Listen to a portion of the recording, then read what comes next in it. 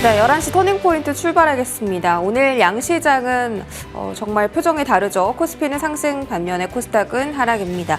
두 증시 모두 다 보합권에서 머물러 있긴 하지만요. 코스피는 오늘 2486선 지나는데요. 일단 수급 보겠습니다. 자, 수급상으로 외국인은 여전히 빠져나갑니다. 오늘로써 10거래일 연속 매도고요. 기관만 나홀로 순매수합니다. 간밤에 엔비디아 실적 발표 나왔고요. 컨센서스를 크게 뛰어넘었습니다. 실적 발표했을 때는 사실 주가는 잠잠했는데 젠슨왕 CEO가 컨콜에서 블랙을 수요 탄탄하다라고 언급하면서 컨콜 이후로 엔비디아는 주가 상승을 이뤄냈고요. 국내 반도체 종목들은 사실 그 실적에 비해서는 좀 큰 영향을 받지 못하고 있습니다. 다만 반도체 투톱은 빨간불을 켜고 있다라는 점 어떻게 긍정적으로 해석해 볼 수 있겠습니다. 자, 코스닥 시장도 보시죠. 코스닥 수급은 외국인 혼자 나홀로 매도고요. 개인 기관은 동반 순매수입니다. 지금 코스닥 지수의 하락을 견인한 건 오늘 알테오젠의 급락입니다. 시총 1위 종목이 장중에 20%대까지 급락을 했고요. 사실 최근 들어 머크 임상 3상 성공이라든지 호재 소식이 참 많았는데 유상증자나 공매도나 정말 시끄러운 잡음들이 알테오젠의 주가를 괴롭히고 있습니다. 하지만 장중 20%까지 급락했던 이 종목이 장중 6%까지 또 강한 탄력을 보여주며 회복해주는 모습이기도 한데요. 외국인 순매수 리스트 확인해 보겠습니다. 가장 많이 사는 종목이 지금 알테오젠으로 확인되고 있고요. 알테오젠에 대한 투자 전략은 어떻게 가져가야 할지 잠시 뒤에 여쭤보겠습니다. 보로노이나 펩트론 같은 기타 바이오 종목들도 있고요. 자, 다른 종목 좀 보면 KB금융이 또 이제 밸류업 지수에 다시 편입될 수 있다라는 이슈 있습니다. 최근 들어 계속 외국인 순매수 리스트에 들어가 있고요. 포스코 홀딩스도 어제 이어 오늘도 담고 있습니다. 기관 순매수도 보시죠. 기관은 반도체 투톱을 담고 있습니다. 최근 들어서 이 반도체 투톱의 하방을 지지하는 것이 기관의 이 순매수였는데요. 오늘도 여전히 담고 있지만 주가의 탄력도는 크지는 않고 제약바이오 종목들이 눈에 띕니다. 셀트리온, 펩트론 이렇게 두 가지 종목이 있는데 셀트리온은 내년에 그 미국에 대한 진펜트라 매출 기대감, 확장성 그런 것에 좀 포커스가 맞춰져 있는 것 같습니다. 또 러우 전쟁 때문에 계속 이 방산주와 이 재건주가 집중을 받고 있는데 기관 순매수 리스트에서는 확인되지 않고 있습니다. HD현대일렉트릭, 삼성, SDI, 테크윙, 신한지주 이런 종목들 눈에 띕니다. 오늘 시장 질문부터 차근차근 알아가 보도록 하겠습니다. 지금 출발하시죠.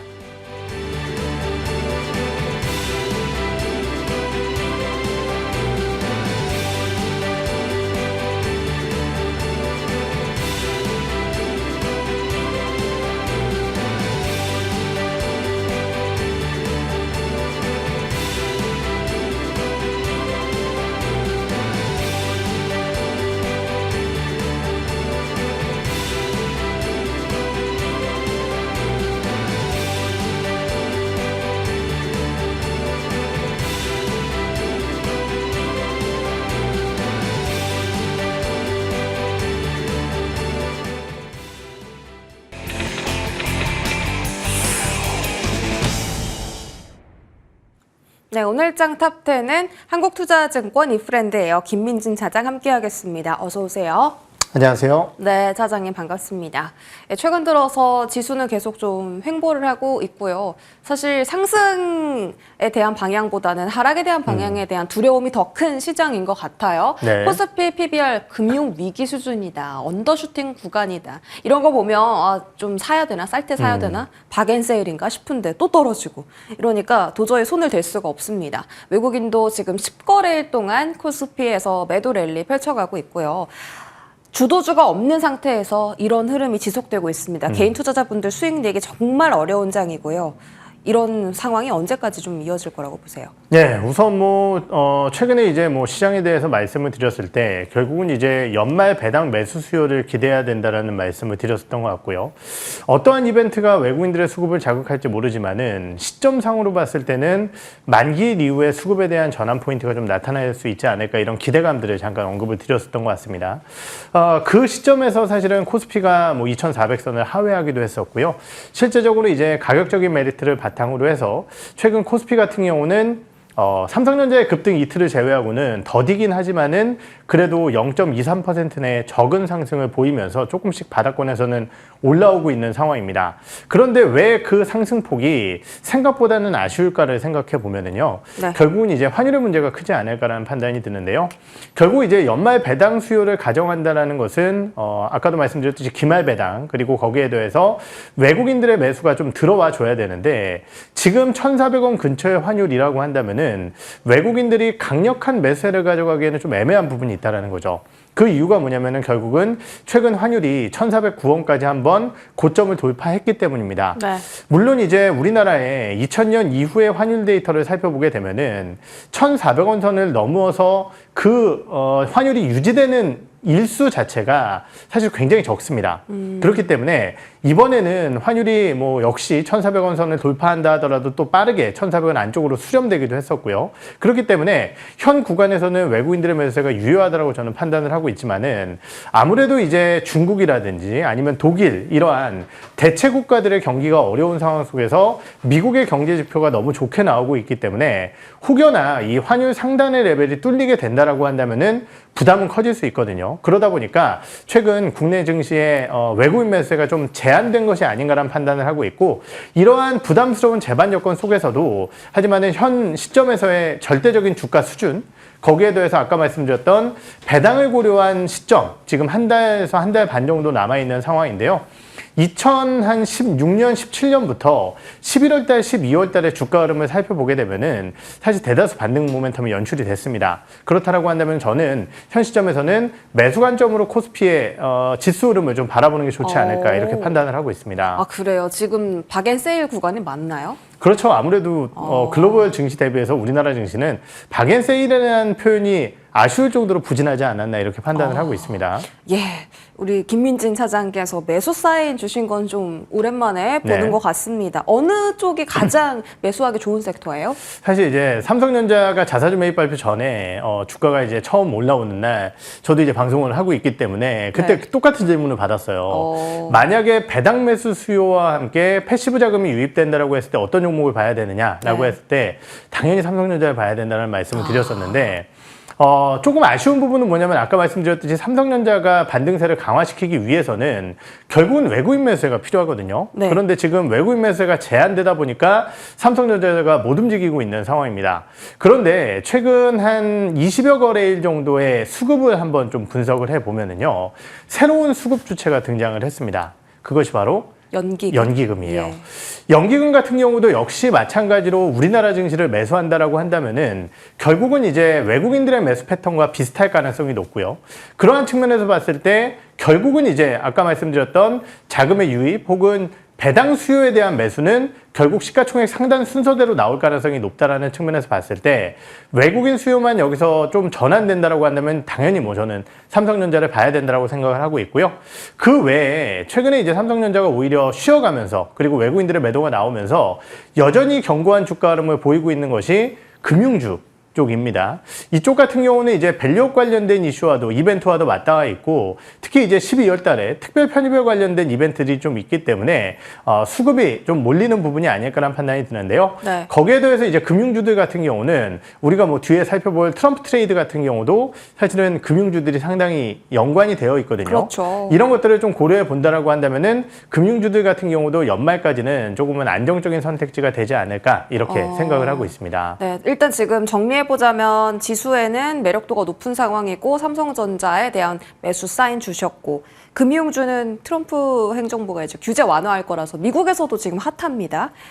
그리고 또 하나 이제 궁금한 게 러우 전쟁에 대한 리스크 때문에 방어주를 하나 포트폴리오에 좀 담아야 하나라는 고민이 들어요. 강달러세에 비트코인도 지금 오늘 오전 10시 1시간 전에 사상 최고가 다시 찍었고 이런 흐름 간다면 방어주 그러니까 내 포트를 좀 방어해 줄 만한 방어주가 되겠다. 무슨 말씀인지 아시죠? 네. 예. 참 이제 어려운 부분인데요. 이유가 뭐냐면은 지금 이제 미국 내에서 트럼프 트레이드와 함께 사실은 암호화폐, 즉 이제 뭐 토큰 관련주들이 이제 강세 흐름을 보이고 있는 것은 분명한 사실인데 우리나라 같은 경우는 너무 이제 테마 쪽에 좀 치우쳐져 있다 보니까 사실은 관련주들의 주가 흐름 그리고 우리가 대응을 할 수 있을 만한 이 상대적인 종목군들이 그렇게 보이지 않는다라는 거죠. 그렇기 때문에 미국의 섹터와 우리나라의 섹터를 동일시하게 투자 전략으로 가져가기에는 어려운 부분이 있을 것 같고요. 다만 최근 우리나라 시장의 전통적인 방어 섹터들의 주가 흐름이 그렇게 나쁜 상황은 아닙니다. 대표적으로 뭐 KT라든지 SKT 같은 경우도 어제 시장의 흔들림 속에서 주가가 양호했고요. 최근 3분기 실적 발표와 함께 그래도 주가가 좀 주목을 받고 있는 한국전력 같은 기업들도 대표적인 방어주기 때문에 이런 기업들로의 방어 전략을 좀 펼칠 수 있지 않을까 이런 생각이 들고요. 우리가 또 이제 일반적으로 방어주 얘기를 한다라고 한다면은 사실 이제 음식료 관련주들이 대표적인 방어 섹터인데 맞아요. 과거와 같이 우리나라 내수적인 측면에서의 음식료 관련주들은 매력도가 좀 떨어질 수 있습니다. 왜냐하면 이제 지금 우리나라의 내수 경기가 워낙 안 좋은 상황이고 그러다 보니까 대표적인 내수 기업이라고 할 수 있는 농심 같은 경우 이번에 실적이 굉장히 안 좋았었거든요. 하지만은 K푸드의 이 흐름과 함께 오히려 내수가 아니라 안정적인 내수의 이미지를 가지고 있지만은 해외 쪽 수출 데이터를 바탕으로 좋은 주가 흐름을 보일 수 있을 만한 음식료 관련주가 있다라고 생각을 하고 있고요. 그것이 이제 오리온이 되지 않을까 저는 그렇게 판단을 하고 있기 때문에 이런 쪽으로도 섹터에 대한 확장을 좀 꾀해보시면 어떨까 말씀을 드리겠습니다. 네, 좋습니다. 지금 방어주에 대한 시선 좀 나눠봤고요, 이야기. 반도체로 넘어가 볼까요? 엔비디아 실적이 나왔잖아요. 네. 이렇게 호실적이 나온다고? 그러니까 어느 정도 예상을 했는데 또 그 예상치를 뛰어넘은 그렇죠. 거죠. 주당 순이익도 잘 나왔고 매출도 좋고 뭐 좀 자세하게 뜯어봐도 다 세부 데이터 센터도 지금 뭐 발표치가 컨센 크게 상회했고요. 젠슨왕 CEO가 어떤 코멘트를 달았는지도 볼까요? 호퍼와 블랙웰 수요 충족하며 선두 지킨다. 이거 4분기부터 블랙웰 출하 시작한다고 네. 멘트도 나왔고요. 그래서 블랙웰 최근에 뭐 이슈 많았잖아요. 네, 그렇죠. 공급 지연이나 뭐 발열이나 네. 그런 부분들 다 해소하면서 이제 주가 상승이 좀 나왔는데 우리나라 반도체 종목들이 좀 잠잠하네요. 그렇죠. 아무래도 이제 뭐 최근 이제 국내 시장의 가장 큰 불안 요소 중에 하나가 잘 나가는 미국 섹터에 대한 낙수 효과를 우리나라 시장이 전혀 받지 못하는 현 상황이 이러한 주가의 차이를 만들어내고 있다라고 좀 말씀을 드렸었던 것 같습니다. 실제적으로 이번 엔비디아의 3분기 실적 흐름을 살펴보게 되면은 저도 이제 뭐 여러 가지 자료를 보지만은 미국의 이제 스티펠이라는 증권사의 리포트를 이제 저희가 이제 좀 저는 이제 보고 있는데 엔비디아의 프리뷰 자료를 통해서 이런 얘기를 했었거든요.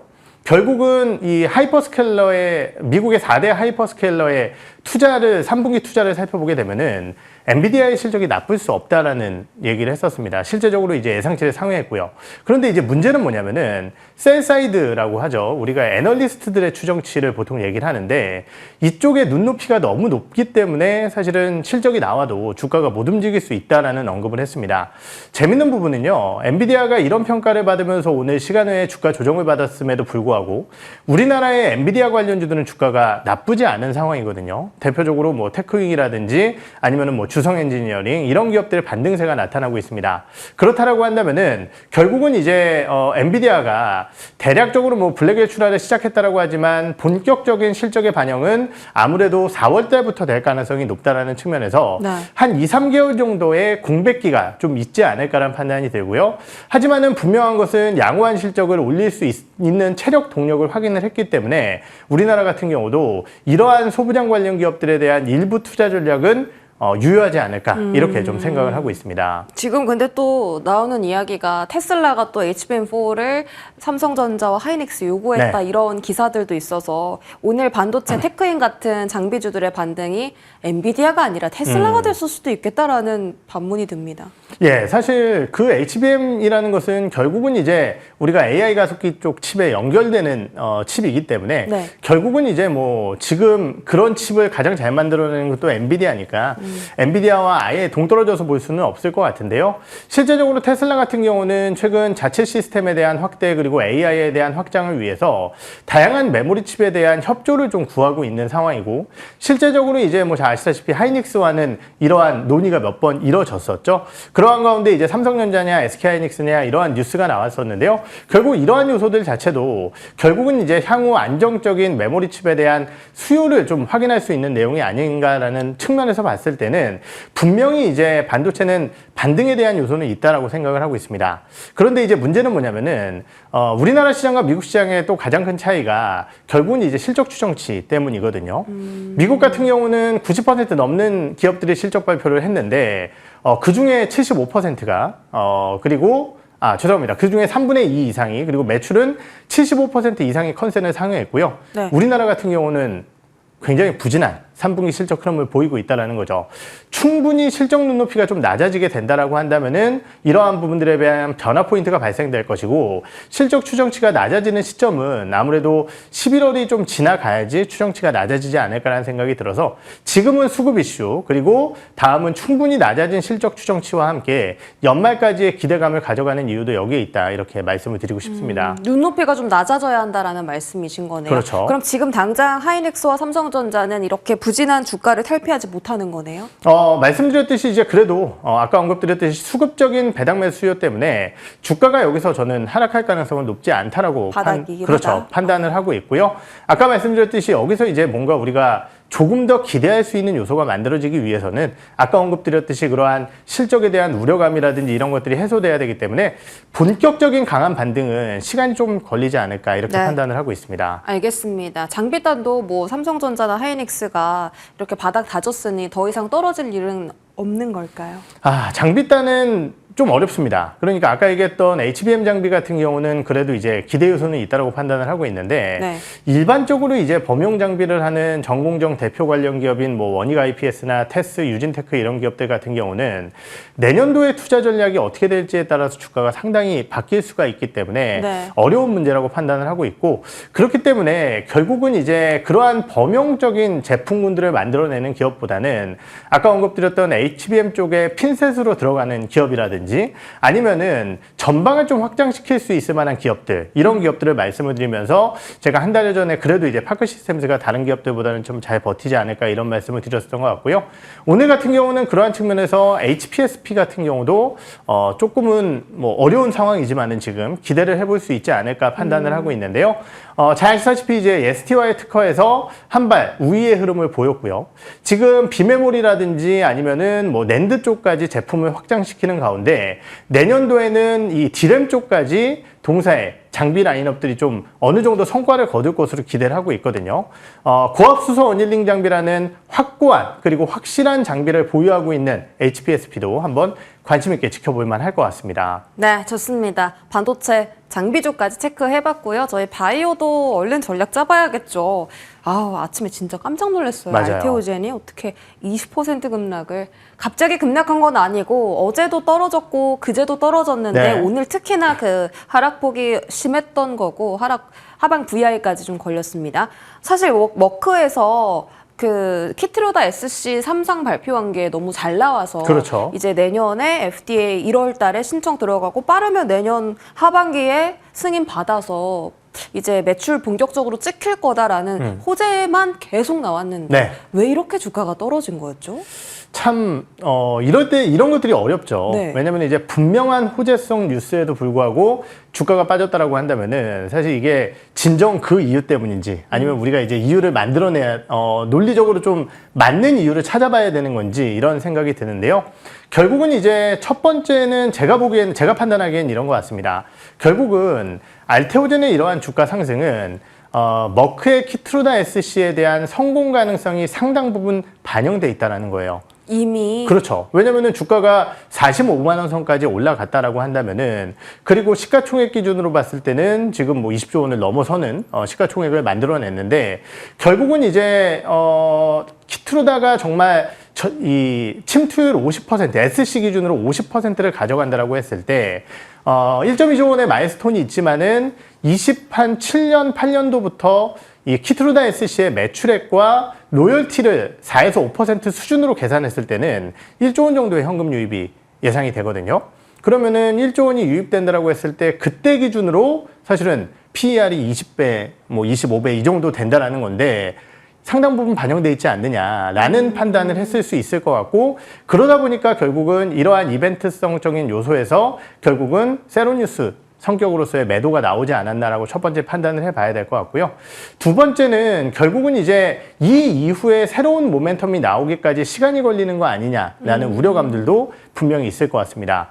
결국은 이제 매출이 확인되는 시점까지는 시간이 걸린다라는 측면에서 그때까지는 이제 마일스톤의 유입으로만 이제 어느 정도 수급이 갈리게 될 텐데요. 새로운 새로운 계약이 언제 나올 것이냐. 이 부분이 알테오젠 주주들에게 약간의 조급함을 선사한 것이 아닌가. 이렇게도 좀 판단을 해봐야 될 것 같습니다. 예, 그러니까 투매가 투매를 부르는 그런 그렇죠. 것도 있었을 거고 이미 주가가 반영됐다. 지금 뭐 이거 11월 승인 받고 이제 매출까지 찍혀서 알테오젠이 그 이제 실적적인 부분에서 좋은 성적을 내놓으려면 아직까지는 좀 먼 이야기일 수도 있다라는 이야기가 말씀해 주셨는데. 네.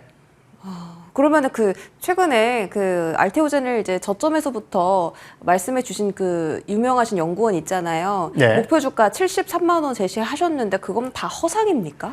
그건 아니죠. 그러니까 이런 거죠. 아까도 말씀드렸듯이 제가 이제 그 리포트 내용을 정확히 모르겠지만은 네. 73만 원을 제시했다라는 내용은 결국은 이제 아까 얘기했듯이 시장에서 지금 이 키트루다 SC에 대한 어느 정도의 성과와 이것을 뭐 45만 원 정도로 판단을 한다라고 했을 때 지금 제가 정확하게 숫자는 기억이 안 나는데 아마 6개 정도의 빅파마들과 알테오젠이 계약을 좀 준비를 하고 있는 상황, 논의를 하고 있는 것 같아요. 결국은 이제 이 키트루다라는 약은요, 3분기 기준자로만 매출액이 10조 원이 넘은 약이고요. 네. 지금 적응증의 확장이라든지 SC의 확대와 함께 결국은 단일 의약품으로 봤을 때는 40조, 50조 가까운 매출액을 충분히 올릴 수 있는 약이라고 판단을 하고 있습니다. 그러면은 전 세계에서 가장 많이 팔리는 약이 이 키트루다라는 약인데 다른 동일한 IV 제형으로 만들어지는 매출액이 높은 제품군들도 결국은 뒤에 특허 방어라든지 아니면은 여러 가지 이제 복용의 편의성 이러한 부분들을 통해서 침투율을 높이기 위해서는 알테오젠과의 계약이 분명히 필요할 것이다라고 판단을 하고 있습니다. 그러면은 그러한 가치들이 더해진다라고 했을 때 70만 원이 허상이라고 저는 판단을 하지는 않고 있습니다. 다만 이제 주가라는 것은 항상 말씀드렸듯이 그러한 이벤트가 공백이 나올 때 그리고 시장의 분위기가 변화할 때는 언제든지 수급이 뒤바뀔 수 있다는 측면에서 오늘의 하락을 생각해야 될 것 같고요. 알테오젠이 뭔가 문제가 있어서 그런 거 아니냐 이런 부분들에 대한 우려도 좀 하시는 분들이 있으실 것 같은데 우선 제가 여기 방송 나오기 전까지는 좀 내용을 여러 가지 찾아봤지만은 그러한 내용은 보이지 않았고 오늘 보로노이라든지 아니면 펩트론이라든지 이러한 플랫폼이라든지 빅파마 관련된 쪽과 계약을 맺은 기업들이 모두 다 주가가 많이 빠졌다라는 측면에서는 시장의 수급 이동 때문이 아닐까 이렇게 좀 판단을 해봐야 될 것 같습니다. 그러면 이제 기업에 문제가 없으니까 매수 기회일 줄 알았는데 수급이 이동했다면 그건 또 아닌가요? 우선 아까 말씀드렸듯이 이제 지금 연말까지의 수급 이동은 아무래도 이제 낙폭과대 소외주 쪽일 가능성이 높아요. 9월 달 정도에 아마 제가 이제 스타일 전략을 한번 말씀을 드리면서 일반적으로 이제 10월 달, 11월 달 같은 경우는 장기 소외 팩터가 움직인다라는 말씀을 한번 드렸었던 것 같은데요. 그렇다라고 한다면은 최근에 엔터사라든지 아니면은 게임사라든지 아니면은 미디어 컨텐츠 정말 안 올라갈 것 같던 섹터들이 이렇게 움직이고 있는 것에 대한 시장 이해도를 좀 판단을 하실 수 있으실 것 같고요. 다만 이제 바이오주들 같은 경우도 그 흐름 속에서 어쩔 수 없이 하락을 하고 있지만은 결국은 이제 미국 내 채권금리의 하락이라든지 이러한 부분들이 나타나면서 매력적인 바이오주들 쪽에는 다시 수급이 쏠릴 것이다. 저는 그렇게 판단을 하고 있습니다. 불확실한 시장 속에서 조금은 그나마 좀 보이는 답변을 해주신 것 같아서 너무 감사드리고요. 마지막으로 러우 전쟁 때문에 네, 재건주도 오르고 비트코인도 오르고 그런데 좀 의아한 게 그 푸틴이 이제 종전 협상하고 싶다라고 했는데 또 몇 시간 전엔 또 우크라이나가 영국산 섀도우 미사일을 또 러시아에 발사했다 하고 어떻게 되는 거예요? 사실 여기는 이제 뭐 우리가 처음 전쟁 났을 때만 하더라도 금방 끝나지 않을까 이렇게 생각을 했었죠. 그런데 이 전쟁이 지금 몇 년째 끌고 오고 있는지를 확인해 본다라고 한다면은 참 쉽지는 않은 문제일 것 같습니다. 결국은 이제 바이든 대통령 같은 경우는 어떻게 보면은 최대한 우크라이나를 밀어주기 위해서 임기 막판까지 노력을 하고 있는 상황이고요. 우크라이나 같은 경우는 종전 협상에서 조금이라도 우위를 보이기 위해서 공격적인 대응 체제를 좀 보여주고 있는 것이 아닌가라는 생각이 들고, 어차피 러시아가 내미는 이 종전 협상에 관련된 내용은요, 우크라이나 쪽에서는 받아들이기 어려운 내용일 가능성이 높다라는 측면에서 이번 공격을 좀 이해를 할 수 있을 것 같습니다. 결국은 이제 지금 우크라이나 내부에서도 사실은 종전을 하자라는 의견이 60% 가까이 되고 있는 상황이거든요.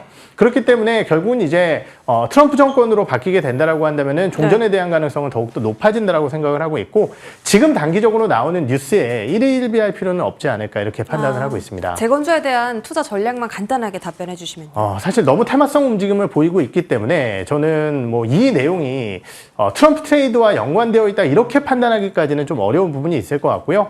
우리나라의 트럼프 트레이드는, 그리고 펀더멘탈이 좋은 기업은 조선 쪽과 방산입니다. 그렇기 때문에 이쪽에 조금 더 포커스를 맞추시는 것이 좋으실 것 같습니다. 알겠습니다. 네, 답변 얻어봤고요. 한국투자증권 김민진 차장과 함께했습니다. 고맙습니다. 네.